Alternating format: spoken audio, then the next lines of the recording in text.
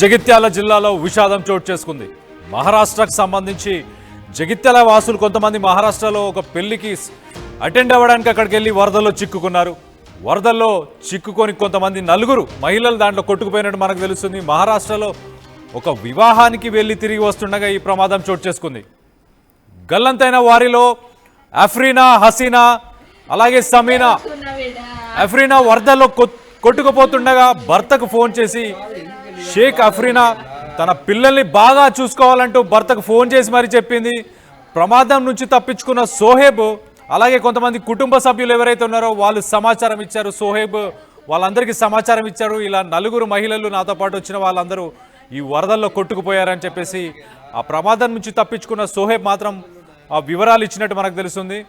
So ఒక్కసారిగా జగిత్యాలలో విషాద ఛాయలు నెలకొన్నాయని చెప్పుకోవచ్చు. ఒకసారి మహారాష్ట్రకి ఏదైతే ఒక వివాహానికి అటెండ్ అవ్వడానికి ఫ్యామిలీస్తో పాటు వెళ్ళారు. వెళ్ళిన తర్వాత దాంట్లో నలుగురు మహిళలు ఆ వరదల్లో కొట్టుకుపోయినట్టు తెలుస్తుంది.